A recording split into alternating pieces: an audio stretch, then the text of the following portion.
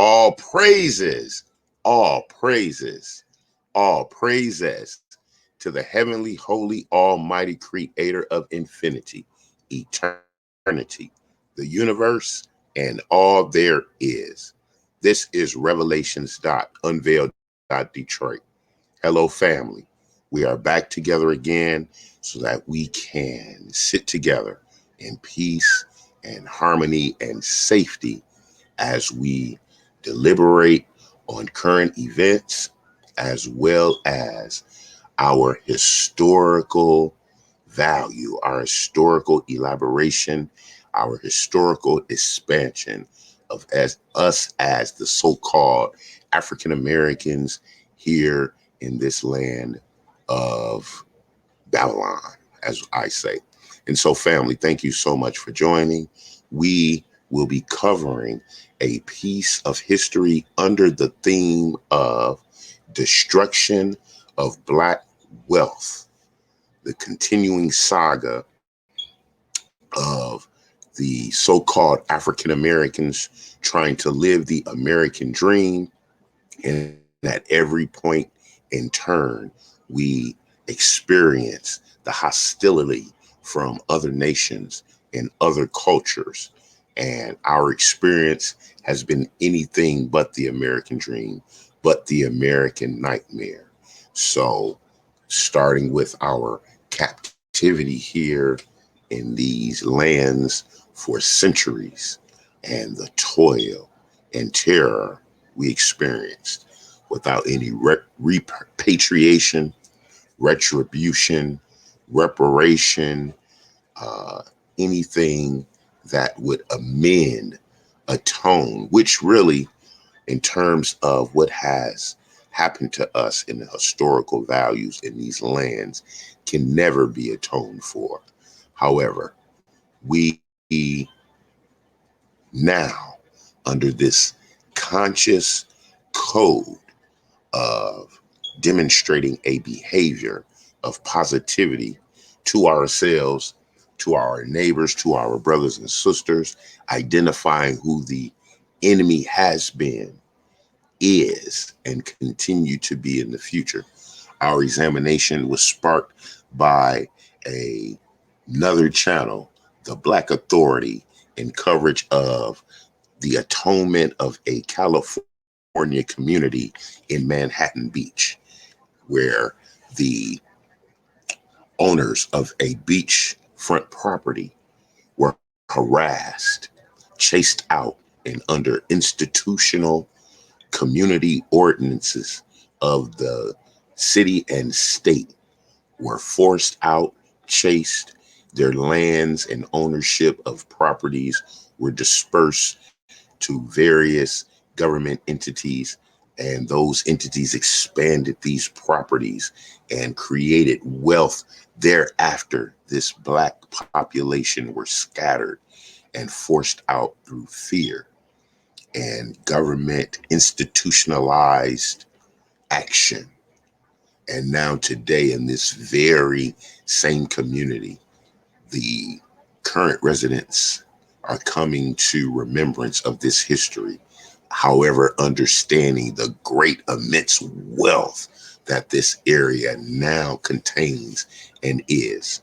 And so we will be covering a piece of history where we will be identifying a character who we now should put in the annals of our annual review of actions of our people, the accomplishments of this brother, the times and the places.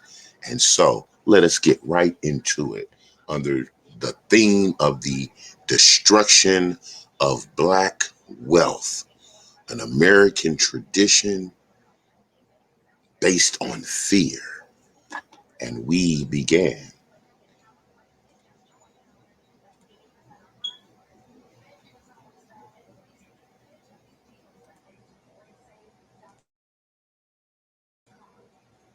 Jesse Binga, Chicago's first Black banker who refused to let bombing stop his ambition, profiled in a new book.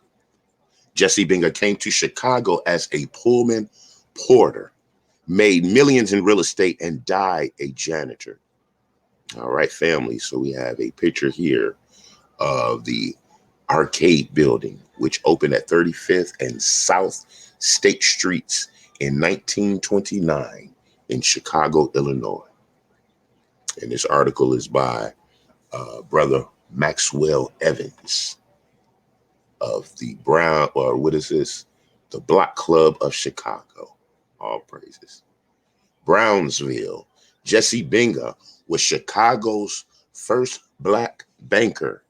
All right, family, let's put that in our historical remembrance and document it. He was a real estate maven, a community leader, a millionaire, and eventually a convicted felon. Binga was born a Chicago legend, an icon of success in Chicago's Black Belt. His story, layer upon layer of it, is chronicled in a new book more than 2 decades in the making. Binga, the rise and fall of Chicago's first black banker, is the culmination of thousands and thousands of hours of research by former Chicago Sun-Times editor-in-chief Don Hayner. Hayner, a Beverly resident, was still a reporter when he began his Binga research in 1987, assigned to write about the 150th anniversary of Chicago's incorporation. Hayner focused on profiles of Chicago's longest standing black and white families. As he researched the Meade family, whose patriarch, George Meade, settled in the city in 1849, he came across the Binga family name. The two families were connected through marriage. Once he discovered the story of Jesse Binga, Hayner knew he had to explore further. But by the late 1980s, finding people who personally knew Binga, who died in 1950 at 85, was a struggle.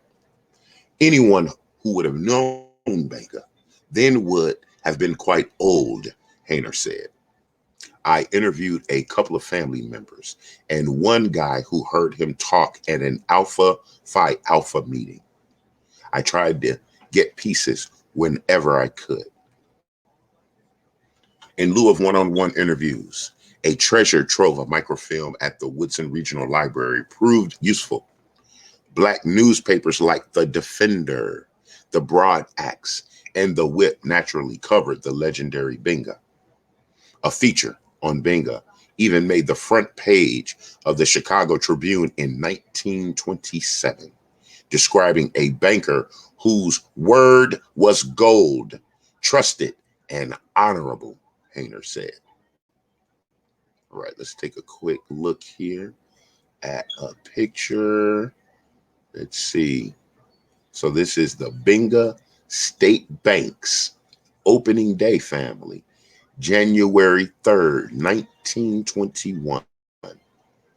Jesse Binga stands at the center of the photo. So here's Brother Binga family. So let's just get an understanding of the year. 1921, we were released, quote unquote, from institutionalized slavery in 65. So that's 35 years to 1900. And then, so we're talking 76 years out of slavery. We have a brother who's migrated to Chicago and has opened the first black bank in the city. All right, let us continue. Even at the dawn of the internet made detailed research easier, it could still be a struggle to compile all the coverage of Binga into an accurate profile, he said. Okay. So they are trying to figure out what is going on. And we're trying to piece together, because so far we have some powerful history, and we just want to make sure that we get his brother his due respect. There are different reports. Some call him quiet, not wanting to talk about himself, and others call him boastful and aggressive, Hayner said. He was more of a private guy and a loner, but when he was in public, he could speak out and hold his own. Binga one of 10 children from a Detroit family. All right, Brother Binga from Detroit. All right. Came to Chicago in 1892. 1892. In his late 20s with virtually nothing, according to the book. By 1908, he founded the Binga Bank, Chicago's first Black-owned bank. Binga was just as complex as the Brownsville neighborhood he worked to lift up.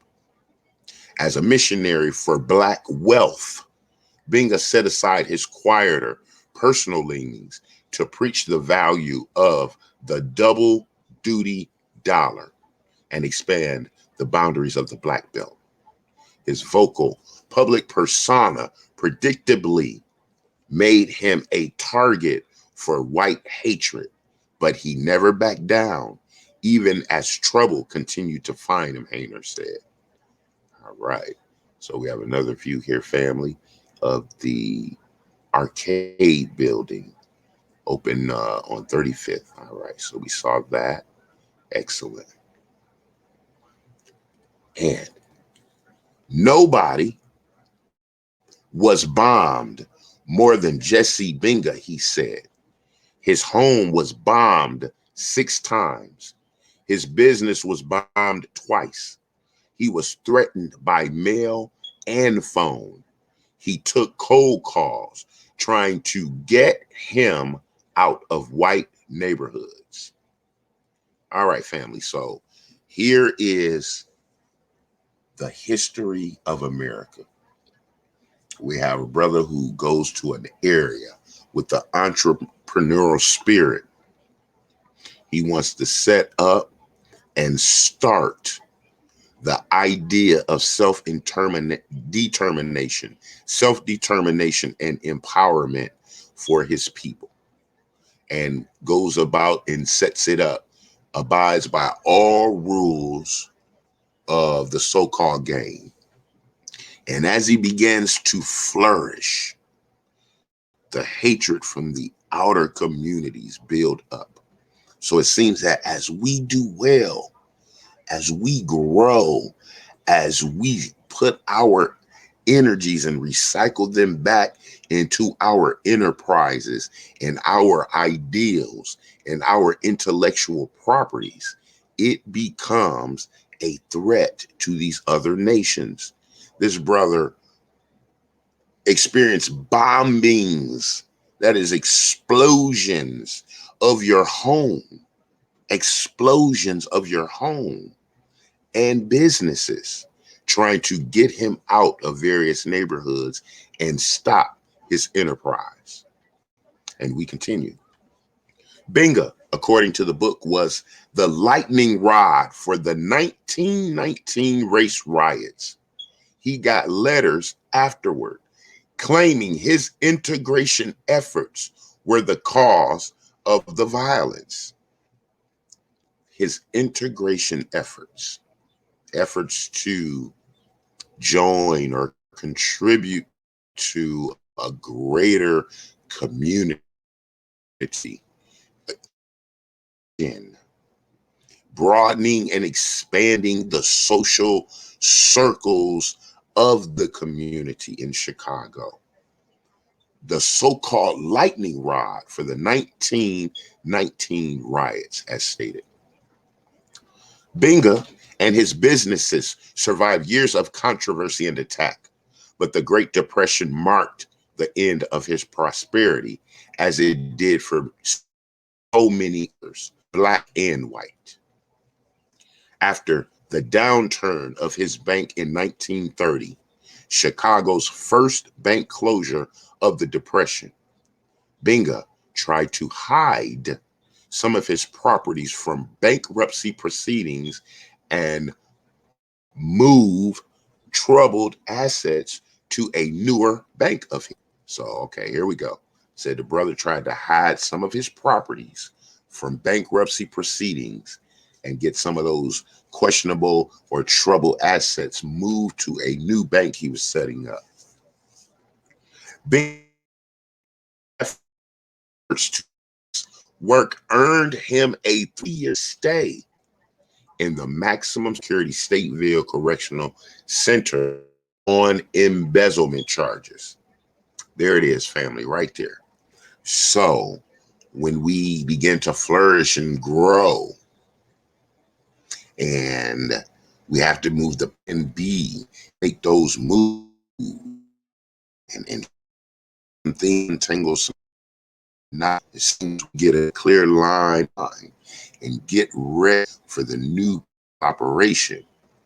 The society, the constructed institution, will formalize against us to take us out of action and circulation. This brother will stay in the correctional facility under the quote unquote charge of embezzlement. And as a result, in managing the rough tides of the Great Depression to then make it on the other side of smooth waters, he was marked with a felony and imprisonment to destroy the momentum. So the rising tide does not lift all boats when the boat is black and there are constant torpedoes aimed at the hull. There is no coalition of community that includes Black people. We are identified as the enemy. It is a spiritual move to disconnect us from being. He got out, retired as a janitor, and died without enough money to put his name on his family's Oak Woods Cemetery headstone. As so many of our leaders and our elders have experienced, family, total devastation of life's work, of the spirit and soul, and financial legacy of generational wealth, a continuing American tradition. He identified with the guy bringing himself up by the bootstraps, Hayner said. He kind of lived the American dream and was punished for it. Most of Binga's former properties have been demolished and redeveloped, largely by the Illinois Institute of Technology. His house at 5922 South King Drive, that was repeatedly bombed, remains, though, Hayner said. And here is a picture, family, of the family home. Let's get a big picture of it, see if it'll blow up for us here. Will it do that? It won't. We won't worry about it. Beautiful home. Looks like a nice little neighborhood there. The former home of brother Jesse Binga, the first Black banker of Chicago. Binga connects a lot of Chicago's themes, like segregation, unapologetic capitalism, and the development of neighborhoods, Hayner said. As a Chicagoan, a lot of the stories of Binga would resonate with people on the South Side, whether white or Black, Hayner said. He forced you to understand and grapple with what is going on the South Side. Binga, The Rise and Fall of Chicago's First Black Banker, is available through Northwestern University Press. All right, family. So if you want to get the in-depth details of Brother Binga's saga, please go over to Northwestern University Press and put in an order to get the book. That was a magnificent outline of Chicago and Black history. An episode of a pioneer in the Midwest who's established a financial institution less than 60 years out of institutionalized bondage in America. And we see that, like many communities across America, from Manhattan Beach, California, to Rosewood, Florida, to the Central Park area in New York, even the Black Bottom area in Detroit, where thriving Black communities were threatened and destroyed and gentrified by the outside institutional cities, municipalities, states, and governments, to the detriment of our growth and expansion and generation of wealth and doing for self. This has been a continuing theme to stifle, disenfranchise, terrorize the so-called African American community in across America. So, for some reason, be it through our own souls, our own spirits, we've never endeavored on vengeance or righteous retribution or revenge for the destruction of many of our communities across this nation. The bombing of Tulsa, Oklahoma, Black Wall Street, never researched for the expressed intent of paying back, repairing those people. Not that any amount of money could ever fix such a thing. But we have that spirit. It is still within us. That spirit that has endured centuries of bondage and captivity and terror and rape and murder and lynchings and being set on fire and being made gator bait and having the names and heritage and customs of us just being destroyed, having our names changed from being niggas to colored to Negroes to Afro-Americans to Black to African Americans. Now they're trying to make us indigenous and all these other bywords. And so, family, this is a contribution to understanding the pattern of operations of Americans' institutions against the community, the communion of our Black family here in the Americas.